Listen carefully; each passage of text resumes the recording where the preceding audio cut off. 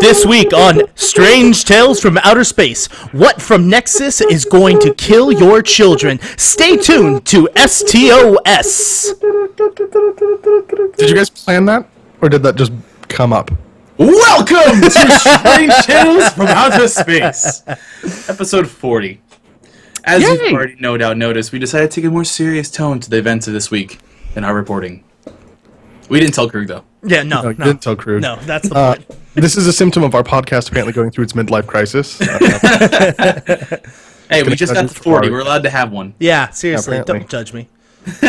As always, the three of us bring you the news and the events and little tidbits of coolness from all around the world of WildStar Online. My name is Doc, and I have with me, as always, my awesome co-hosts, Krug. I am Krug. And Indigo. I'm Indigo. And Indigo, can you tell us what's happening in your week this week? My week is pretty awesome. I have a fancy dancy sexy new camera. If you can't see, you can see all of the pores in my face. See. Yes. Courtesy for all of you, by the way. And then I started a medic this week because I have the strange feeling that I can make a medic start from scratch and beat Krug before he hits to 50. So that's been my week. I don't doubt that. One bit. Krug, I'm going to assume it's an exasperated face because I can't see you on our Skype stream, but how is your week this week? You can just assume that my face the whole time is an exasperated face because Indigo's speaking, so that's going to be a thing.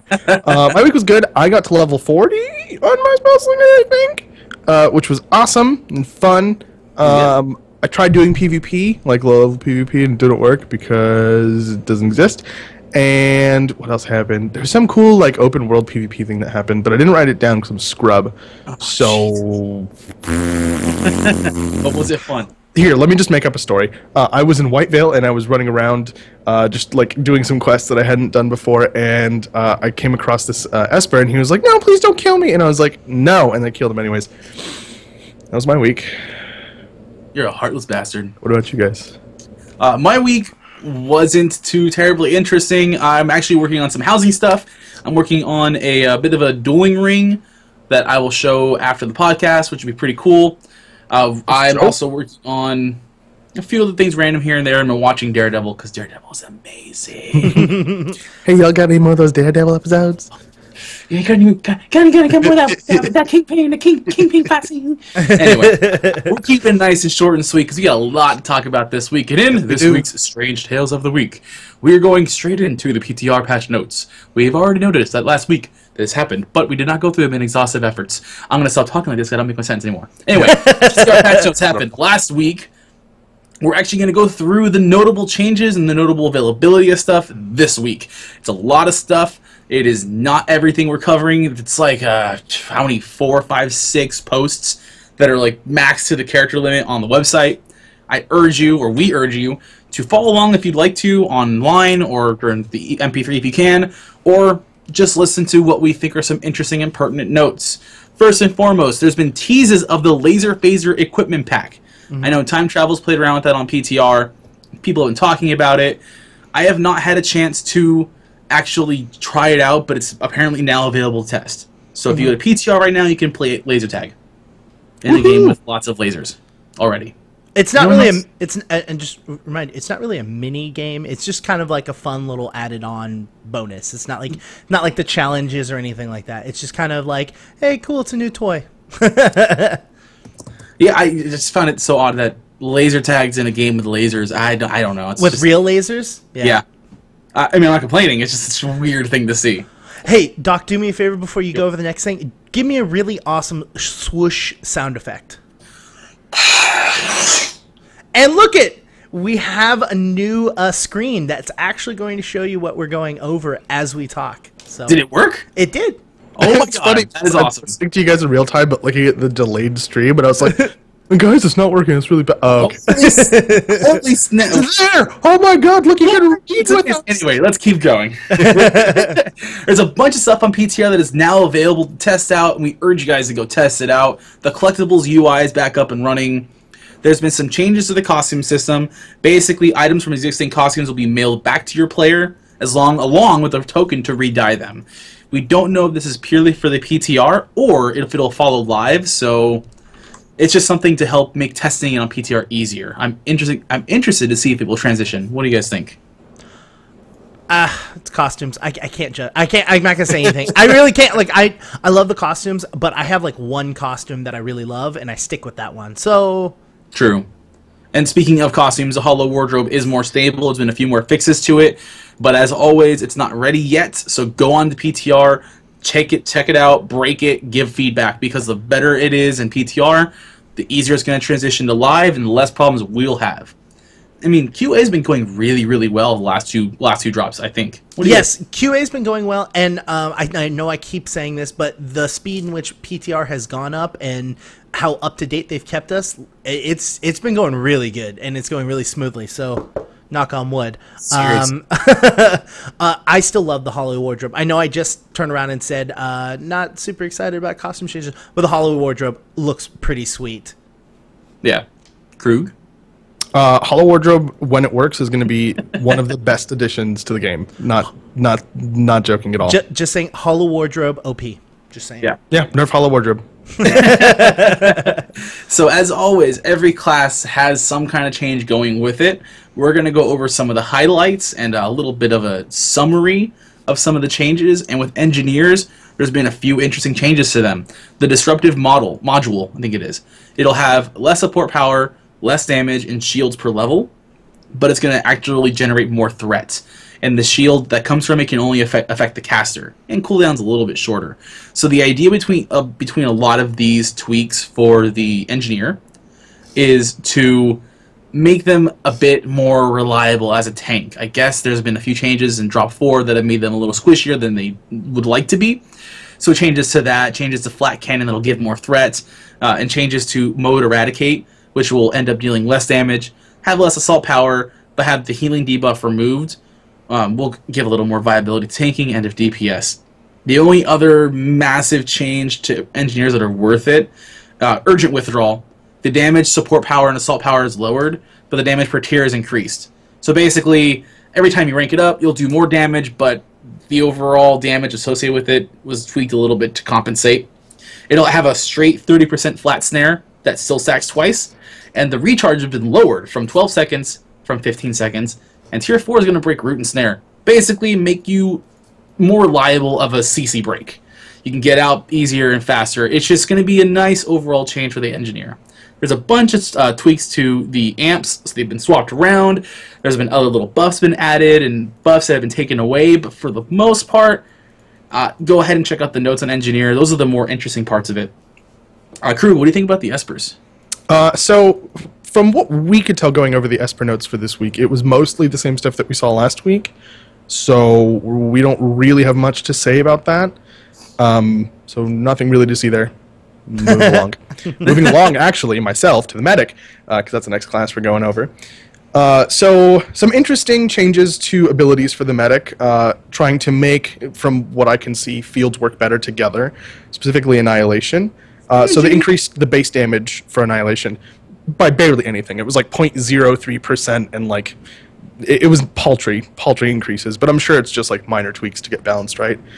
So they increased base damage, and then they redesigned Tier 4 and Tier 8 of that ability. So Tier 4 is each cast of Discharge, Collider, and Atomize, so all three of those abilities, now reduce the cooldown for Annihilate by 1 second. It's a lot. It's 3 abilities. So before it was just Discharge, right? Yeah, before this patch, it was just Discharge that did that. And then Tier 8 now deals tech damage every 0.5 seconds to foes affected by Nullifier or Devastation Probes. So all of those are things that you could find. Devastation Probes is hit or miss, but all of those things are mostly things that you would find in a field build, and the fact that they synergize so well with Annihilation, which is like the bread and butter of that build, makes me really happy that they're trying to get that build kind of unified and put together in a way that makes it feel unique from the rest of the medic builds. Speaking of Atomize, it was also slightly redesigned, and by slightly redesigned I mean both tiers were redesigned. So just a little. the ability had an overall damage reduction, so across the board damage reduction. But the tier 4, now crit hits reduce the cooldown by 0.5 seconds, which is quite a bit. Which is good because if you're like half a second away from being able to proc that and you proc it, but you're still 0.5 seconds, it will...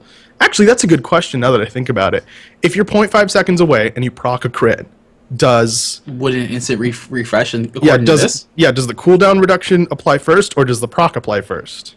I would think based on top of this, the critical hit would reduce the atomized cooldown first. I would hope so. Then the proc would happen. So in other words, it's just making atomized come up faster and more often. That's such a specific use case. Like overall 0.5 second reduction in cast time when you proc is awesome. It's pretty big though. It's like not in cast time in cooldown Trigger reduction. Fingers had a 0.5 reduction and it's bigger than people think it is. Sure, but it's on crit procs. It's not on every time you hit with yes. That one. The one where you go pew pew pew pew. You mean quick draw. Quick draw, thank you. And then the tier 8 also got redesigned for Atomize, which is now there's a dot effect for every 1 second for 4 seconds. So basically tier 8 adds a dot, which is cool. Dots are awesome. I feel like that's a good reason to put it into the field build because field build's all about damage over time, whether it's applied to a character or if you stand here, you take damage over time. I think it just kind of adds to your overall DPS, which is nice. Collider also got a redesign, both tier 4 and tier 8. So the tier 4, landing a hit grants residual energy, which is build 1 actuator at 2 stacks. So if you land 2 hits of Collider, you build an actuator. Okay, I guess, fine. And then tier 8 applies 1 stack of ionized to targets per hit. Landing a hit consumes an actuator and deals extra damage based on number of ionized stacks. So it's basically a way of like loading damage onto a character and then applying it in a burst. Sure. I mean, aren't medics kind of sustained DPS anyway? So having a tier 8 collider... That specific build, yeah. The Gamma Rays build is super bursty. That's its whole... But this build is definitely sustained DPS. I don't see what they were trying to do with that, to be 100% honest. They were like... So the tier 4 redesign is basically a way to build actuators, and it's supposed to work with the tier 8 redesign, which is it applies stacks to a target and landing a hit that consumes... So if you use an ability that uses actuators... So the actuators that you built from the tier 4, those stacks go away and you deal extra damage. So it's basically building it to work with itself and like better in builds with gamma rays. I don't know why they didn't think it worked well enough in actuator builds. I think they would have done a little bit better to put something in there that made it work better with field builds, because that seemed to be what they were trying to get to happen. Yeah, this patch of PTR notes has been kind of, we're testing things out that don't make much sense, at least at face value. Yeah. So I want to see how that works when you're actually going around. Don't get me wrong. It sounds very bursty though, but when is. The way you just said it, actually it sounds more like just keeping more sustained damage on the target. Well, it's not, to be 100% honest. Like, Collider isn't a bursty ability. Collider is just kind of like a filler ability, and one used to gain other advantages. But adding that like extra little burst to when you use gamma rays, for example, is going to add to your burst by quite a bit, depending on what those numbers are. So that's fine. It'll work fine in actuator builds. I just would have liked to see them make it useful in field builds as well. Dematerialized cooldown increased 15 seconds to 15 seconds from 8 seconds, so it is a much longer cooldown. The base damage got increased, and the tier 4 got slightly redesigned. Builds 100% actuators upon purging a buff. Useful. So if you purge a buff from an enemy, you get 100% of your actuators back. That's super useful. Throw that in with Collider and everything else. The idea is just to constantly build and spin actuators, essentially. Yep. And they said a while ago they were looking into new ways to get the medic to build actuators, so that'll be good. And the dematerialize, I think, is something that was useful for disrupting shields, but never got really used for anything else, and now hopefully it'll be used as an actuator builder.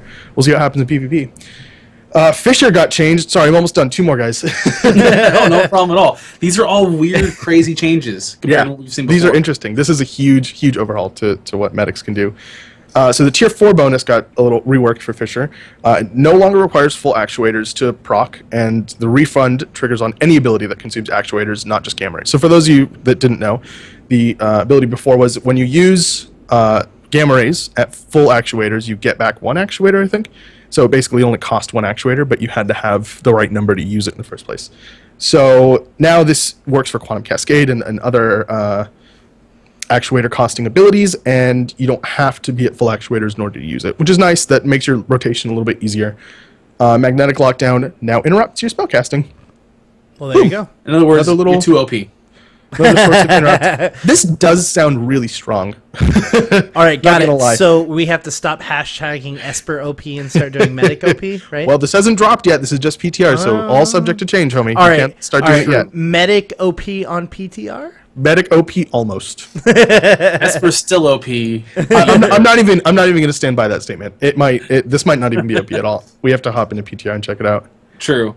And moving on from other classes, we have the Spellslinger. Like I said, this patch notes is all about moving stuff around and trying to see where you can still give a class power without completely nerfing it, and keep up and fill in the weaknesses. So obviously with Medics is about synergy with actuators, but Spellslingers is all about keeping more consistent DPS, because we've noticed, a lot of people have noticed, Spellslingers have decent burst damage now. They kind of got nerfed pretty hard. I hate saying nerfed. They got hit pretty hard. They got twerked. They got twerked pretty hard negatively. But this seems they're trying to rectify it and move around some of the power. So to go into it, your on-hit effects like Flame Burst can actually now be used by right-clicking on auto attacks. So before you would have the Flame Burst proc pop on and you'd hit your key, like 6 or 2, whatever you had in your rotation. Now, simply, as soon as it procs, you can right-click in the middle of your rotation and it'll throw off the Flame Burst proc. And since Flame Burst will go off no matter what you're actually using, it's really interesting. And I think it can make DPS rotations even faster and make Flame Burst come out more consistently. I think that's weird. I think it's awesome. It'll take getting used to, because I'm so used to just going click, click, click, or press. Now I can just go through my rotation, but in the middle of it, just kind of quickly right-click. It's like the only combat mechanic that leaves the normal combat controls. Yeah. It's very strange. I'm excited. I'm intrigued to see if this works. If it works, and I'm intrigued to see if they're going to spread it to other classes. Thinking. Yeah. You know, like kind of like we're going to test the waters with Spellslingers, see how that works, and then kind of introduce that. Because now instead of, I mean, don't get me wrong, we are significantly more action-based in the fact that we're moving around, bouncing around, doing a whole bunch of other stuff. But now you're not just hitting 1, 3, 5, WASD, making sure you're moving around. But now you're also having to right-click, so now it's kind of like a left hand, right hand at the same exact time. The theory would be to keep you constantly going as a Spellslinger. And I believe Flame Burst is like an 8-second cooldown, I think. It's not super like if you combo that with, say, Trigger Fingers and everything else, it gets reduced slower and lower and lower, and every crit it gets procced. So it's an idea of to keep the DPS going while you're waiting for something to cool down, not just constantly spamming Quick Draw, which is kind of cool. I like that idea. Surge Focus Drain can no longer be circumvented by deactivating Spell Surge mid-casts. Arcane Shock, like we mentioned, there's going to be a change between Arcane Shock and Gate. In Arcane Shock's case, the base version of it no longer applies that weird debuff. I forgot what it was. But it'll also purge a buff and still interrupt spellcasting. So the idea here is to make Arcane Shock more interesting to use in DPS rotations. Wait, but the current version didn't interrupt spellcasting, which was the whole problem. It just removed an interrupt armor. Right? The tooltip said it was supposed to interrupt spellcasting, but you never noticed that unless you were in PvP. Like, you weren't interrupting... Okay, so my experience with Arcane Shock in live, my current character that I'm leveling is a Spellslinger, is that I can't use it as the last hit to stun. Yeah. I can't. I've noticed that. So you have to lead off. If something has 2 interrupt armor, I have to do Void Slip, Arcane Shock, Gate. I can't do Gate, Void Slip, not Void Slip, Spatial Shift. So I can't do Spatial Shift, Gate, Arcane Shock, because that won't work. It won't get stunned. But if I do Arcane Shock, Gate, Spatial Shift, then it works. Exactly. So I don't quite What understand. I hope this means is that I can use Arcane Shock last. I hope so. That would be awesome. It's supposedly still interrupts, and you really notice it in what's it called, in PvP, because there's not much. You can kind of get it more often when there's no interrupt armor around. But the purge is actually much more interesting because. Yep.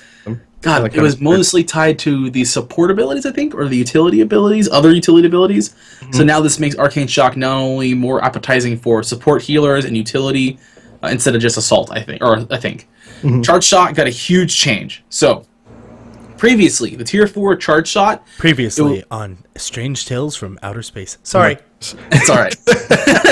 The charge shot tier 4 used to be, it would increase the width of your telegraph, right? And it makes it castable while moving. That now gets rolled into the standard charge shot. So the base of charge shot is a wider telegraph that you can move around and cast, which is really nice. And the idea is to keep Spellslingers moving, because if they stop, they're dead. Yeah. Now it's going to have 3 charges instead of 4, I think it is.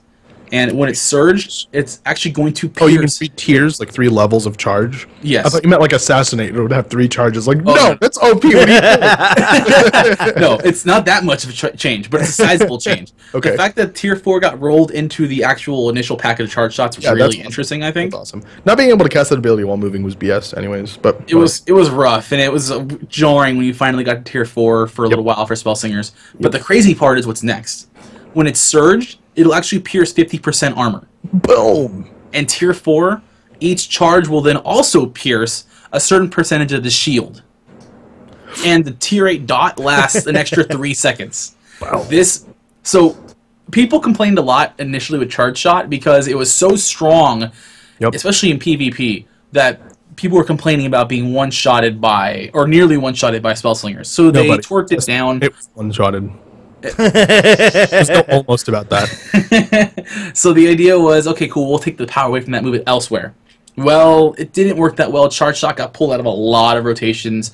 So now they're looking at it again and going, well, we're going to make it powerful, but not as, oh my god, this is stupid as it was before. Honestly, 50% armor pierce and a tier 4 that will also pierce shield as well.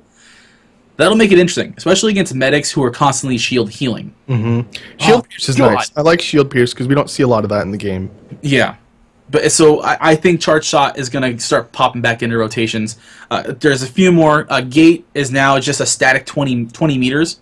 Before, every time you put a tier into Gate, it would get a little longer, by like a meter or two. Now it's just flat 20. You're not overshooting it and falling off a cliff or anything. It's not that crazy. Tier 4 got changed a bit. The cooldown reduces by 5 seconds, and it gives you a faster movement speed for 2. And Tier 8 increases charge count to 2. That's so cool. Now, that's exactly what I think it is. You can gate twice. How could you misinterpret that? There are 2 charges to gate. I can't contemplate that right now because I'm like, you mean to tell me I can start night crawling around? Yeah, that's awesome. Only twice. Only twice. I think doesn't matter. Tier 1 should be 2 charges, and Tier 3 should be 3 charges. I'm sorry, Tier 4 should be 3 charges, but the 3rd charge doesn't have a stun component. It's just like a blink. So it's a stun blink. That'd be cool. That'd be cool. That's probably super OP, but I want to see it's kind of like the chain on Warriors, you know. So for example, you can stun someone, and then on Tier 4 you gain a second count. Or is it Tier 4 or Tier 8? Can't remember. But you gain a second chain that you can then pull your enemies and stun them a second time. But it doesn't stun them, it only roots them. So... Oh, that'd be good. But even think about this. If they're talking about giving Arcane Shock 2 interrupt armor at a certain tier, I think it is, Tier 4 or Tier 8, top that, or add that to Spatial Shift, which gives you 1 already. And then now the ability to gate twice with the interrupt armor on both casts... That's 5 interrupt armor. Yeah. Potentially 5 interrupt armor on 1 character. That's a lot. What the fuck? Like, my mind is... I'm happy right now. Ooh, that's tasty. It's gonna be fun. It's gonna be fun. Anyway, to close off Spellslingers, Void Pack got a little bit of a change as well. They've been iterating it since its initial introduction to the big change last PTR patch notes. Cooldown is now 20 seconds. You can reduce it 1.25 by tier. It's no longer an aura, but it has a range of 20 meters. Tier 4 will actually go back to reducing the assault and support cooldowns by 50%. And Tier 8 actually increases the duration of its buffs by 2 seconds. Cool. And Void Spring simply will now give you more options, and it can be consistently placed more often. So that's most what's going on with Spellslingers. I can't wait for extra gating. That's nothing. There's no big changes there. That's bullshit and a half. So what do you think about stalkers? So yeah, I was gonna say I'm gonna take over stalkers. So what I really found really interesting with stalkers, again, we went over a lot of this a couple weeks ago when we had Moose. The next two we went over, but these are some definite fixes and changes that I think are really important to take a look at. Some of them are small issue changes, like for example, fixed an issue where stalker clones sometimes wouldn't immediately start fighting enemies, which kind of made that whole entire ability useless. Super defeats the purpose. Yeah. Yeah, I mean, there was two aspects of it. Is one, you have a clone, and if you're not using an add-on or changing your UI, you couldn't tell the difference between who you were actually fighting. The second one is it was supposed to do a certain amount of damage per second. The other thing is that they also fixed with clones is that all attacks now properly deal damage to one target, as stated in the tooltip. So if you guys didn't know, of course you guys didn't know, if you have a ranged ability and there are multiple people within the same target, you're doing damage to multiple people. With the clone, it is only supposed to be doing damage to one person, and that wasn't happening. So your DPS was slightly increasing because you were now hitting 2 or 3 different people if you were in PvP. Bloodthirst, which is kind of a really strong ability. They've made a couple changes to it. Tier 8 now procs additional damage when your foe is below 50%, up from the previous 25% health. So you were doing additional damage to them if they were below 25%. So it's basically... It's a bigger window. Yeah, you were doing tick, tick, tick. They hit 25, and then they were gone because you were doing this additional damage. So now they're increasing it up to 50%. So I'm intrigued to see what the curve of damage is at that point going down. Now hits up to 19 allies, up from the 4, and the range is increased to 25 meters, up from the 12 meters. Obviously a raid change. Huge difference. 19. Obviously a raid change. 19. Where would that... That was to 19. That's one short of something. 18. Oh, no. It's the entire team when you do Daggerstone Pass. Nope. So yes, that was clearly a raid. What's the Daggerstone Pass? It's a part of Drop 5. What? These claims are sarcasm. STOS isn't stupid. Yes. These are definitely PvE changes. These are raid changes. Increased base duration up to 10 seconds from 8 seconds. Again, this ability is just getting stronger. It's literally just a repeated amount of boosts to this ability. I really think they're pushing people to put Bloodthirst on their bar, which a lot of people already have Bloodthirst, but this is just pushing it even further into the point. Reduces the cooldown from down to 25 seconds from 30 seconds. Will now only affect party or raid members instead of non-party members. Let's see. We'll keep going down. So it's false retreat. What's this note? No. Okay, so this is my favorite note. False retreat. Tier 2 through 7 is no longer referred to as fluff in the combat log. Wait, what? Wait, I'm confused by this. FLUFF. So I'm assuming someone just not bother to put in the code that just said you've retreated back and the next damage, just like fuck it, fluff. Yeah. So my question is when they were originally making the game and they were putting this ability, they're like, tier 2 through 7 is just fluff. So that's what they're naming it. Like, that's not an important thing. So they're like, oh, shit. Now, in the combat lag, they're like... They've been reading crap. We have to change... It's not fluff. It's super strong and OP. Well, actually, I missed a medic change. Gamma raids in the combat log no longer shows up as OP burst damage of godliness. It's interesting. They're making all these changes now. Okay, I get it. Awesome, Something we talked about a while ago. Tier 4 and Tier 8 bonuses have been swapped on Frenzy. Cool. Let's see. We'll keep going down. Neutralize. The damage is now dealt when the telegraph ends. So instead of it happening while the telegraph is up, it now hits at the end, which kind of seems like it's just a fix, not necessarily like it probably should have been like that the entire time. Or am I thinking completely differently? I can go either way. Okay. Razor Storm, Tier 8 bonus now correctly states that it reduces strike through by 10% and not strike through rating. Yeah, This is tooltip information. It was already doing that. It was just more being clarified to the player. The tooltip now properly states it applies to intimidate, which is great. And then there's a bunch of amp changes, which I'm not going to go into, but you guys definitely should. And then the last piece is Warrior, which I will also be talking about as well.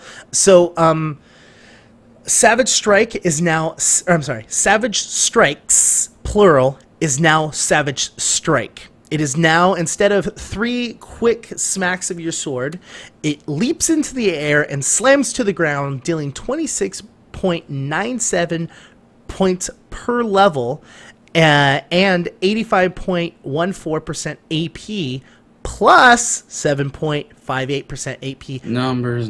Per tier. Yeah.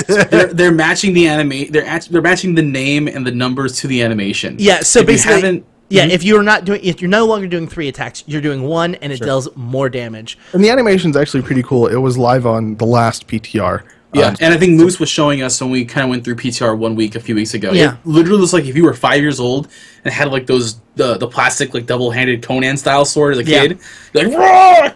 And just bring it down. It looks just like that. It's pretty sick. Yeah, I just got led into a little sneak peek of Doc's life. Dude, plastic swords are the shit. When you were saying Savage Strikes is now Savage Strike, I was half expecting you to say Suffering Succotash. Suffering Succotash. So something that is very interesting in this, and I'm glad that it's a change, but I'm sad because I'm a warrior. So both tremor and flashbang issues, where more people were hit than originally intended. So both of them has a set number of people that it's supposed to hit. I think it's like 5, right? Yeah, it's just hitting everyone. That would explain a lot. Yes, doesn't it? Oh my god. It would explain the 5 warrior groups we would see in Battlegrounds where we're getting hit by 8 different tremors in a row, and we're like, what the hell? I can't move. PvP warrior, you have to have tremor on your bar, and it's because it's way OP, and it's just destroying. Especially on in Moody. Wow. Walatiki Temple. Thank you. Especially on the map called Moody's Mask, apparently exists in Wildstar. Sounds like a DK Country level, right? I was actually thinking that. In Walatiki, Jorah's Mask. Just on Walatiki Temple, when everyone's fighting for the mask in one specific spot, like right on the bridge, that is the best place for tremor. You just smash tremor. You tier your tremor all the way up, and you just smash tremor over and over again, and it's just like boom, boom, boom. And if you have more than one warrior, it's just like Tremor City, and no one can do anything at that point. I used to see a lot of warriors. They would have, if there's like 3 or more warriors in the group, 2 of them would tremor. The third would leap in, and then tremor when he lands, and then the other 2 would leap in, and then you're just watching just death and devastation. They were really coordinated. I've seen that a few times, and it's ridiculous. So speaking of leap, tier 4 bonus no longer breaks the tether. So stalkers have the tether ability. It no longer breaks that, which good. Yeah, right? Never made sense. Yeah, hold on, wait. If I just jump, I can get out of this? Wait a second. I have a space bar.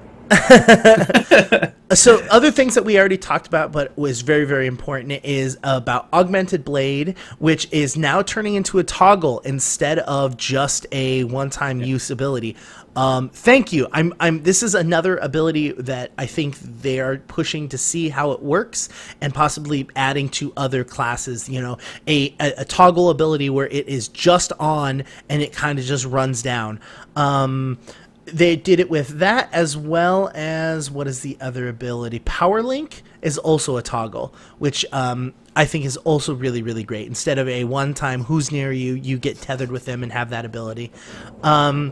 A bunch of increases across the board with warriors, but the last, they're not OP at all. No. The last the last thing I'm going to mention, and this is because I really love it, is the fact that Whirlwind now sucks people in. I mentioned that last week. We said that last week. I know. Let's say that one more time, please. Whirlwind now sucks people in. Whirlwind sucks people. We're gonna be sucking everybody. Going off the rest of the major notes of the PTR patch notes, you're going to have more rep rewards for daily quests in Blighthaven and Defile to get that reputation up faster. The discovery buffs you would find.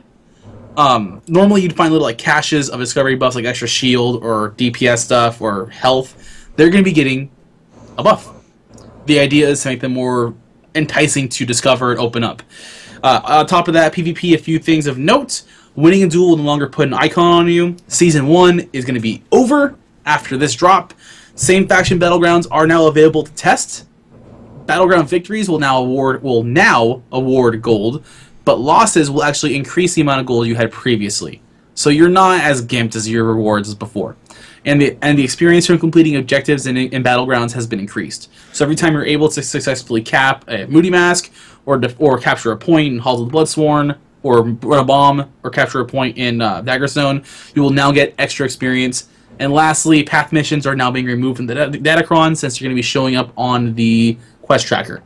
And they'll show up as missed calls if you've missed them or they're hidden. So I'm very upset about one of these changes. Can you guys guess which one of these changes I'm upset about? Datacron. Winning a duel no longer puts an icon over the player. Oh, really figured Datacron. No. Really? Why would they take that away? Right? Well, there's one if you leave the area, you get like a little rain cloud on you. But if you won, you got a little crown. No, if you lose, you get the rain cloud. And if you win, you get the crown. Yeah. What did you think it was? I don't know, but I just thought, wait, why are they taking that away? That's unnecessary. See, hence the reason why I'm upset. What kind of this is like when we give trophies to every single child at the baseball game. You know, you participated. Sorry, guys. Because they're like, I have a kid. If she doesn't get an award, that's fine. That's fine. You don't need an award for everything. You don't need to not know that you're the. Look, you won duel. Embrace it. Yeah, you get a reward for winning that duel. That's just me, though. And that's a small image of. And to note, Clown Star has been noting that actually, despite all the changes that Warriors have been getting in Drop 5, they might not be as OP as they used to be. They're probably getting a little bit of a twerk downwards. Yeah. There.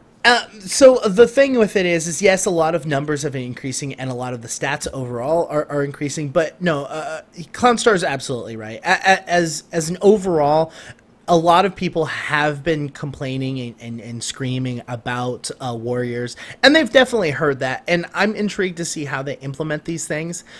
They're minuscule changes in like cooldown times and damage. That's fine. Yeah, we'll have to see when it lands if it's truly going to be a twerk down or a twerk up, because and there's some things that like just are objectively less. Like, for example, Menacing Strike, reduce the heal, and just a bunch of stuff that we didn't necessarily go through because they were just kind of numbery and not really interesting to talk about. But stuff like, some abilities are becoming toggles now instead of being like an active ability that has a cooldown. Those are interesting to talk about just because they kind of open up like, Carbine's, they're differentiating trying things. How the mechanics work. They're changing it up. And also, we're all bad at math. And those toggles honestly could be a huge twerk down on the class.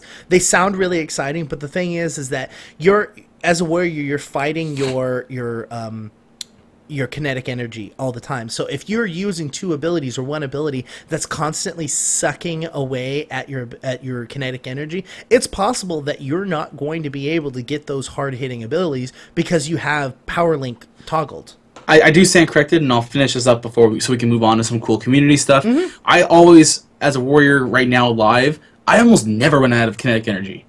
So I can definitely see how this is going to be some kind of a twerk to them where they cannot keep the DPS going. It is a nerf, because that kinetic energy is going to be constantly in use of something, and obviously numbers have moved around. I'm okay with that. Yeah. Because that's going to bring them more in line with the rest of the classes. I don't want one class that is so strong that it's a no-brainer to always have them in a composition. I don't want 5 warriors on my team or the other team just constantly in there spamming Tremor or always power linking so there's insane damage. Yeah. Yes, it sucks the class you really, really like is getting nerfed in your opinion, but this is not to say fuck you, screw the fact that you love them. This is, hey guys, this is an issue in a gameplay balance. We need to adjust this. And you said this, you don't like going on to a team where there's 5 warriors, and that's because that's the flavor of the week. You know what I mean? That's the flavor of the week, that they're the strongest class right now. If it so happens there's 5 warriors is one thing, but there's 5 warriors for a very specific reason. Yeah, exactly. Well, on that note, I think we should move on to some of the really fun community stuff. So some really cool stuff that happened in and around and out of our community. For those of you who do not follow the deserters of Carbine, you know who you are, Stephen Frost. I was like, Stefan. His name is pronounced Stefan. He's dead to me, is what he is. So Stephen Frost obviously left for greener pastures, and obviously we do wish him best. One of the cool things he's been doing, if you haven't been following along, is he's created a podcast called Game Devastation, where what he's really doing is talking to other game developers about the game industry, stuff you don't see behind the scenes. It's really, really cool. It's on iTunes currently. I don't know where the website is. I can't find it because, come on, Frost. Anyway, the reason I bring it up is that most recently he's had Pappy on to talk about storytelling, and just this past episode, Jeff Kurtnacker showed up for a Midnight After Dark hours session when they talked about music and a lot of WildStar's reference and Jeff Kurtnacker's experience as a composer and a sound designer. It's a lot of really cool stuff I think you guys should check out. Have you guys listened to any of it yet? I have not. No. It's really cool. He gets to talk to, he talked to the guys from Darkest Dungeon, and he talked to Pappy about storytelling and RP in games, and he takes questions from Twitter and everything else like that. And he still is, when he's talking to Jeff and when he's talking to Pappy, you can tell he still has a fondness for this game and community when he mentions it. It's never like one of those, well, I'm out of here, so it's pretty cool. I definitely recommend it, especially if you're part of the game community. Jeff's episode is really cool. It's really chill and relaxed. I will actually add that to my podcast list. I just recently started re-adding stuff, so done. And Rabbit in our chat has said, hey, if you want to actually help Stephen Frost in keeping Game Devastation going and other stuff, he does have a Patreon. Which I think that's just everyone has a Patreon nowadays. We don't. We don't. We don't. Do we really need one, though? I mean, we don't do cool artwork like he does. And we don't know. And we don't do cool stuff like he does. Like he does, so, I mean, that's a thing. Well, there is that. But moving on with some really cool community stuff, I'm just going to simply say this. Lopper Awesome. Can I just really quickly go back to the Patreon thing? I went through the Patreon for his thing, and there's one comment on the Patreon, and it's from somebody, and their comment is just, I respect you. That's it. that's all. I'm just like, that's the kind of power that man has. He just like, he doesn't get trolls. He doesn't. It's just one individual going, I respect you. It's not. It's like could be. I don't really like you. No, I just respect you. It's such an odd thing. But anyway, moving on. Sorry. There is a knitter, crocheter. What do you call it? A crafter by the name of Wayland. She has a Etsy where she has created Lop. She has given life to Lop. It's really cute. Adorably so. Sickeningly adorably so. I want one of those Lops. Sorry.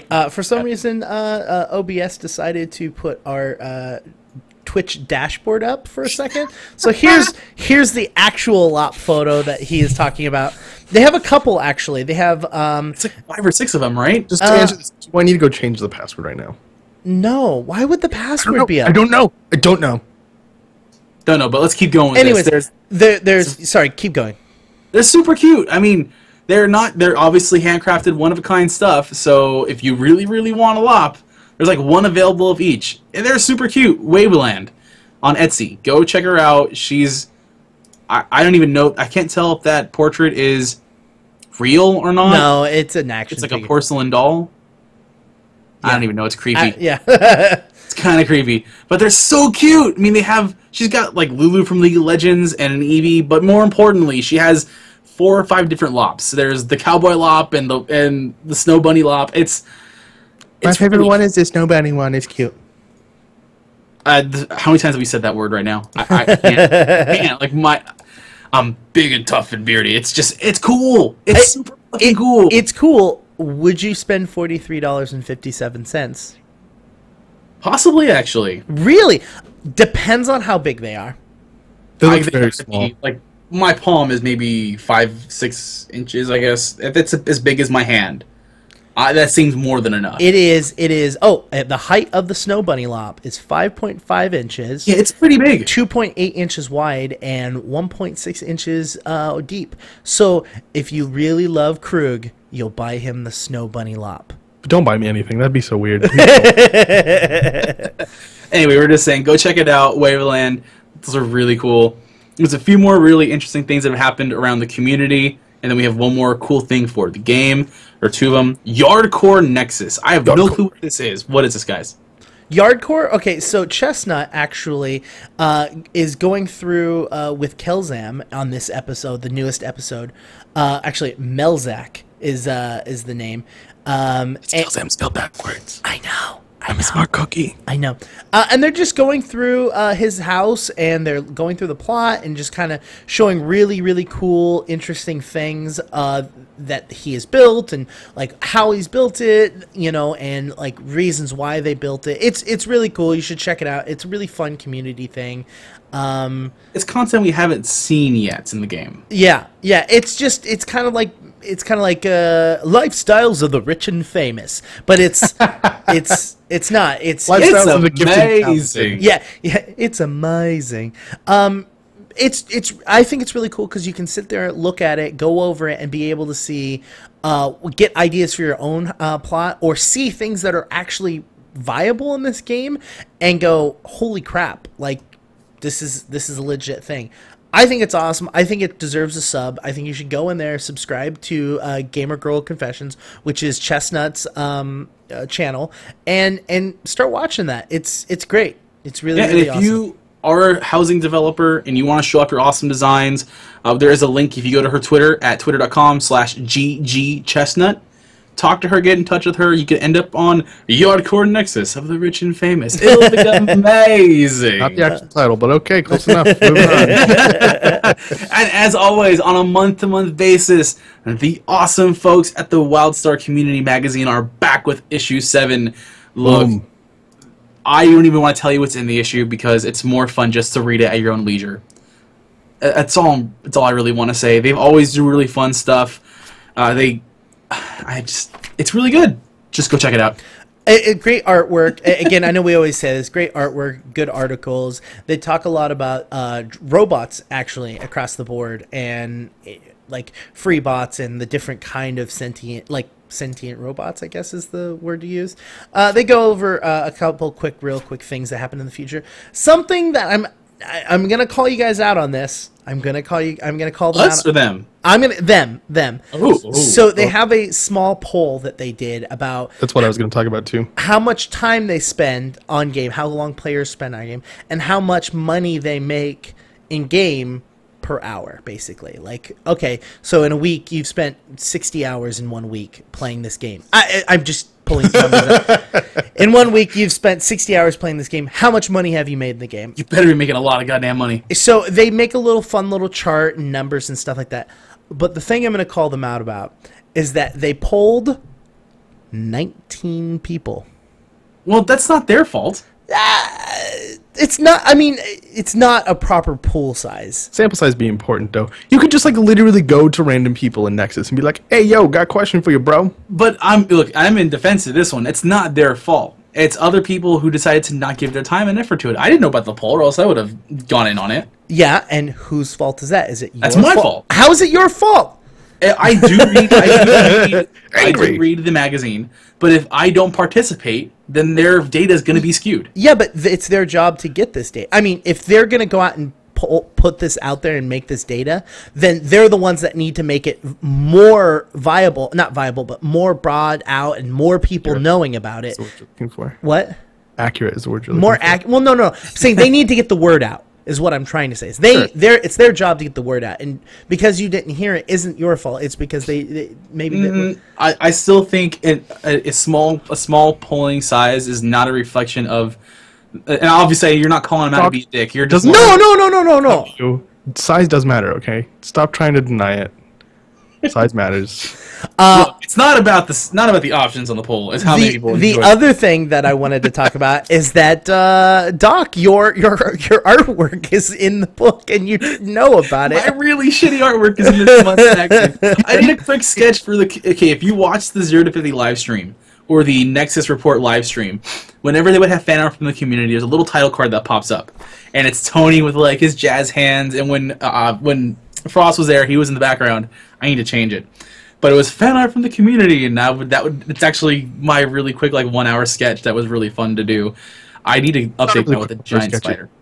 just fucking amazing. But okay. There's so much better artwork, though. Go check it out. Wildstar Community There's Magazine. a lot of really good artwork, actually. Yeah, it's good. It's not as good as the one right next to it, but it's still really good. And prove Indigo wrong by doing more of their polls. Yes. No, I don't. It doesn't prove me wrong. I want them to get those numbers. There are tons of people out there. I get it. No, I get it. And Moose is saying out there, hey, they were asking a ton of times. And I get it. I'm just asking for a larger pool size. That's all I'm asking for. Guys, I know you can do it. The poll. I know. Yeah. Hey, if you want to do these polls and you want to get this information, I know you guys get more numbers than us, but still, let us know and we'll shout that shit out for you guys. Say, hey, there's a poll. Go take this S. We love you, Wildstar Community Magazine. That gets you 3 of us. Yeah. Indigo's dick. We still love you. Yeah. Krug and I still love you. Indigo loves you too. He's just bad at showing it. I never got told how to love. Anyways, there's one more thing from the community and 2 quick things from Carbine before we head out for the night. There is another dueling tournament happening. Yes. This one's different from the rest, though. So, Keepers of the Keg, a Dominion guild on, I believe, Exile. Best guild name. Sorry. Go on. Keepers of the Keg, awesome game. They're doing what they're calling a series of Y-Star games. Not Wildstar, Y-Star. It's really odd. April 17th, registration for this event closes on April 13th. It starts on April 17th. Now, you're wondering what we're talking about. This is a 1v1 dueling tournament, but it is going to be team-based. So, essentially, you get a team of 3 on one side, a team of 3 on the other side, and you're going to go one-on-one. Oh, like Pokemon? Like when one dies, the next one comes forward, and then whoever loses 3 people first wins? What, exactly. loses? Exactly. So it's really interesting. It's much different from what I've seen other tournaments in the past. That it's been like one-on-one, winner takes all bracket system. They're going to be team-based. So they have a bunch of rules for it to tell what's going on, how they deal with substitutions because it's a team-based, how they're going to deal with the matches. It looks really legit. Keepers of the Keg. It's right now, from what I can tell, it's going to be Dominion only on Entity. And they're actually going to be live streaming the event on twitch.tv/shotcase, SHOTCASE, on the 17th of April. And they're going to be doing commentary, which, oh my god, thank you. I love commentary, and hopefully casting of it, not just commentary, by Keepers of the Keg. So they even have a little video just explaining some of their stuff there. So go check it out. We'll put the link in the chat, put the link in our normal queuetimes post. If you're interested, get a team together. Registration closes April 13th. So just keep an eye on that. It's going to be this 3v3 format I've not seen yet in most games. Normally it's 3v3, Battle Royale, we're going to go at it. They're going to be more civilized. They're going to go, look, it's 3v3, but it's a one-on-one thing and it's team-based. So you have a chance to come back in case you lose a round or something. I think it's pretty cool. I like that idea. No, I like it. I mean, it's basically going. I'm done. It's great. No, I was gonna come up with a comparison, but decided not to. Are you That was the weirdest thing you've ever said on a podcast, hands down. I have this opinion. Actually, I don't give a shit. That'll make for a good podcast. Just not giving a shit. Let me just derail this by not giving you the information at all. Also, heads up, there's gonna be a costume gala on the 25th of April with Doom Kitty taking over. So looks there was a costume gala yesterday as well. Really? On the 11th. I didn't know that. Why don't we know these things? There was a costume 101. Absolutely, it was really awesome. Huh. We should know more about this stuff. I mean, we do a podcast on it. I knew about it. I retweeted it and I did all that other. Anyway, we have 2 more things from Carbine before we head out for the night. If you paid attention this past Tuesday at the 0 to 50 live stream, there's a raid preview. So Time Travel joined up with Tony and Sunshine. The link we'll put in the chat and the description. If you want to see the first live shots of the PTR version of the Boss in the Box, I forgot what it's called. I forgot what the name of it is. It is the worst name of human existence. Such a hard name to remember. Where is it? Initialization Core Y83. Starts at 5:05 all the way to 16:35 in the Twitch stream, so go check that out. They also have a deep dive on it. It gives you a little more information on it. So Initialization Core is going to be, there's 2 notable facts. Once again, confirming that there's not an attunement for it. You don't need to finish this tier of rating to do the core. But they do have an optional quest, a prologue, if you will, that's supposed to give a worthwhile award. So I would recommend that. You can do it by yourself or in a group or with your raid. Do it. It's from what it gives you more background. Because I'm a lore hound, it gives you more lore. And this is the cool part. A little while back, Time Travel was saying, "Hey guys, what do you think about optional difficulties?" And everyone went, Yes. "Okay, I don't have it right now. How do you? I mean, how? Why would you do? How would you do it?" We do. Yeah, exactly. Like, huh? How would you do it? And so Time Travel's like, just shut Well, up. optional difficulty in raiding we do not have. Truth. Yeah. That is what you have to ask yourself, because we do have optional difficulty with ship hands, vet ship hands, dungeons, vet dungeons. We do have those, but we do not have any form of raids. Well, the optional difficulty for those is simply, do you want to do normal or veteran? It's just a static thing. Yeah. Yeah, So- this new option actually is added in game, so you actually will go part through it, and then on certain portions of it there will be buttons or interactable objects, and if you interact with them, it changes the difficulty for that fight, which is very, very interesting. Right below, so you actually can see one of the fights that they're going through, where Time Travel's a dirty cheater and has invulnerability on, so he's not really taking any damage, but you can interact it and make it easier or harder depending on your choice. But the difference is the items that drop are the same. The items that drop are the same. There isn't one tier better or tier lower. But if you do choose the optional, more difficult option, you will get an additional item that drops that is unique to that difficulty. I think it's like a weapon attachment of some sort and something else. The other option is there are specific rune slots that will also drop. That is the other option. Now, when Indigo said there's a button you can press, the idea is if you've ever been through WoW, if you ever progress through Old War's raid bosses have the ability to, before the fight starts, or I think in some cases partway through the fight, you pull a lever or activate a goo or something, hit some kind of button that changes the way the fight works. So it's completely optional, and in Initialization Core's case, in an Initialization Core's case, it's not stuck on it. Once you hit the optional difficulty, it just resets if you guys wipe. So say you guys go and we're like, okay, we're going to do the optional difficulty, and you get your asses handed to you. You're not locked out or anything, and you're not stuck at that difficulty. It simply resets, and you get to try again. You could try going back to that difficulty, or simply going, you know what, we're not ready for it. We'll go through normal difficulty. So that's the option. It's completely optional, and something that oh my god, I don't want to say that word.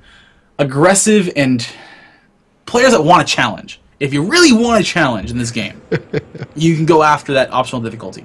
And you do get something to compensate, but it's not something super game-breaking. It's just something that's extra for your time invested. Yeah. And Clownstar did mention, yeah, we do have challenges in veteran dungeons and everything else. Challenges, they're not really optional. Challenges are tied to your rating standing. You want that gold medal with all the extra loot options, you got to do it. Whereas in this case with the Initialization Core, you can do Initialization Core as it is, just run right at the boss, die repeatedly, and then eventually kill it. Or run right at the boss, hit the extra option, die repeatedly, and then kill it. Die repeatedly, faster and harder, and then kill it. Challenges aren't so much of an optional option. I mean, technically you can just go and blaze through a dungeon and just get a bronze or a no medal. But most players are going for a specific ranking because they want to get an item, or they want to get the reputation for it, or they just want the cash for it. And correct me if I'm wrong, it doesn't change the mechanics of the individual fights. No, the challenges have no impact on the fights. It's just simply a goal for you to meet.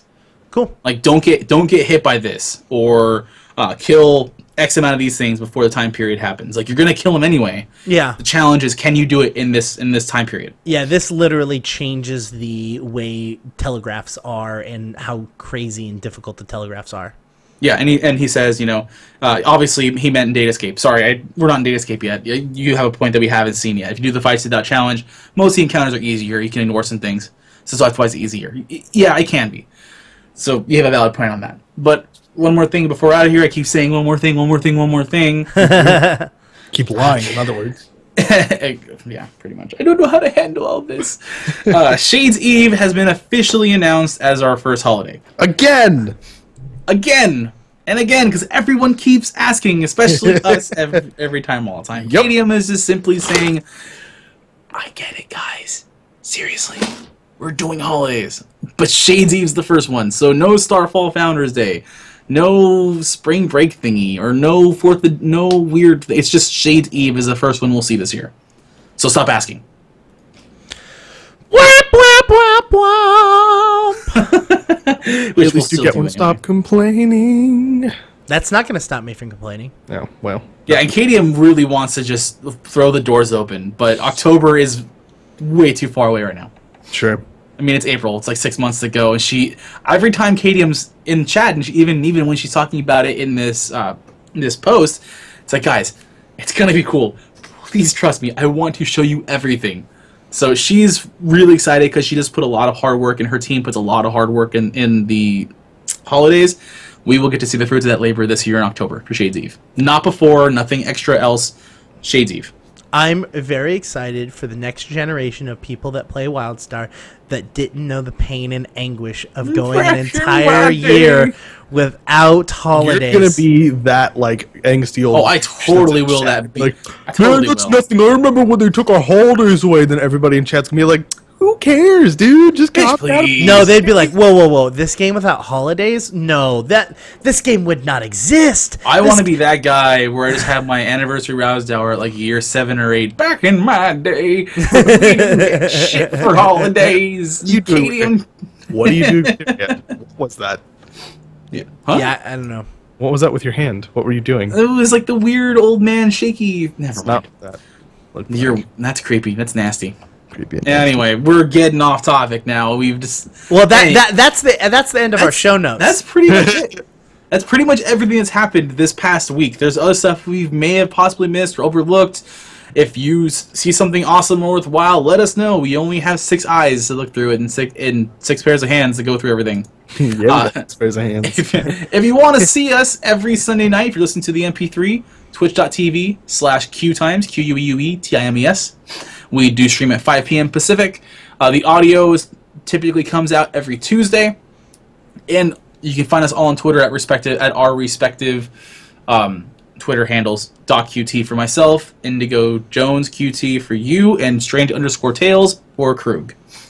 So as for this week, episode 40 of Strange Tales from Outer Space. Midlife My name crisis is Doc. episode. Huh? I said midlife crisis episode. Please leave the silence in the podcast. Goddamn you, Krug. Thank you, everyone. Have a good time, guys. We'll catch you later. Bye. Hold on. You have to do the buys that I want to say bye. Please. Krug. And wait. And now we're done with the podcast.